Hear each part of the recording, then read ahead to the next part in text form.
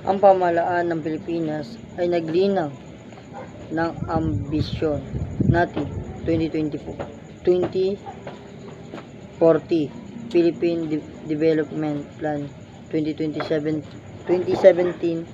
to 2022 at Philippine Development Plan 2023 to 2028 na nagsilbing plano ng bansa para sa pag-unlad na nakapaloob sa mga planong ito.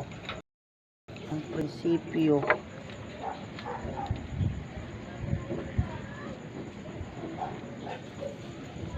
prinsipyo, estratehiya at programang may kaugnay sa SDGs dahil sa lantad ang bansa sa mga kalamidad at natural na sakuna bukod pa sa climate change. Binigyang halaga ng pamahalaan ang DSG-13 pagkilos sa pagbabago ng klima at SDG 11 pag-unlad ng mga lungsod at komunidad. Malaking pagsisikap ang sinasagawa ng bansa pagpapahusay ng katatagan ng mga pasibilidad at iba pang kaugnay ng klima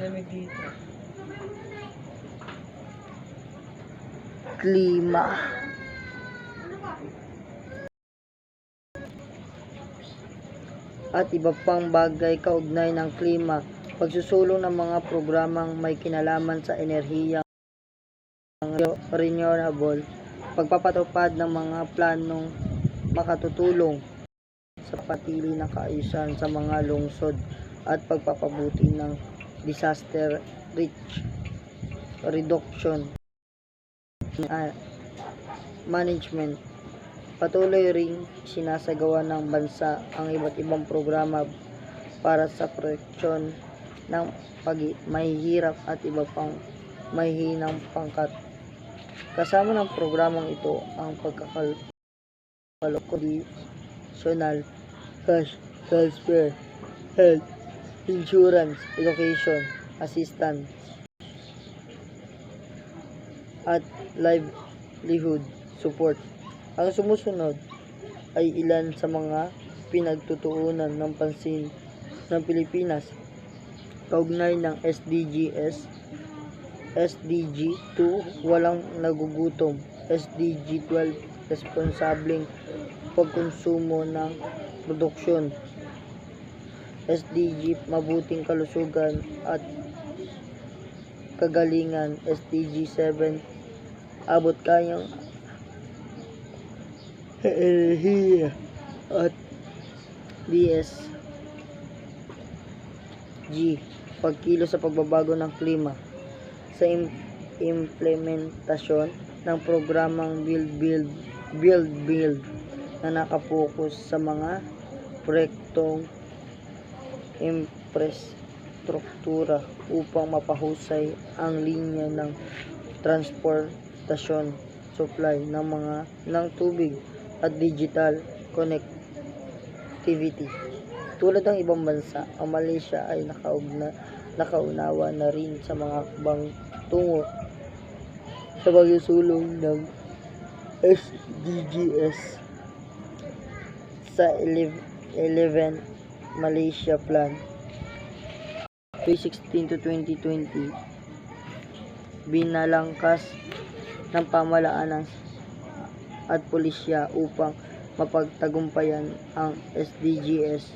Saklaw sa planong ito ang matinding paglilinang sa mga sumusunod sektor, pagwawakas ng kahirapan, pagkakaloob ng dekalidad na edukasyon, abot kayang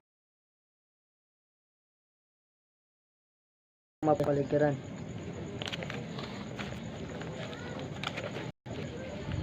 Binigyan diin ng bansa ng green technology at enerhiyang upang maibsan ang suliranin ng klima ay patuloy mapabuti ang likas.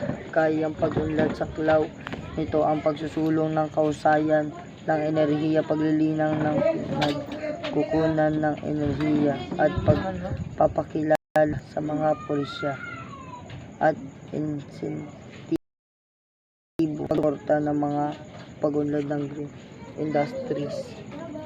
Aktibo ring nakikipag-isa ang Indonesia sa pagpapatupad ng SDGs na nakapaloob sa pinakahuling na Nation Medium Term Development Plan 2020 to 2024 ng bansa. Ang SDG bilang batayan nito sa pagpapaunlad na nakapokus ang plano ng bansa sa pagwawakas ng kahirapan, pagpapaunlad ng infrastruktura, paglilinang ng yaman tao, pagpapanatili ng malusog na kapaligiran at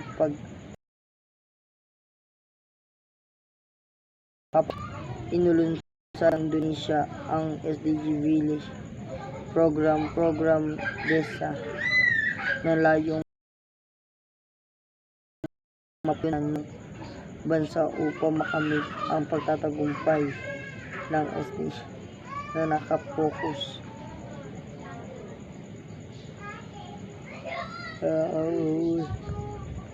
sa pagtaas ng antas ng buhay ng mga tao sa ganayunan, kasama na rin ang nakapaloob ng dekalidad ng edukasyon, malinis na tubig, sanitasyon, pagpapanatili ng kultura at pagpapalakas ng ekonomiya. Kasama ng mga program ito ang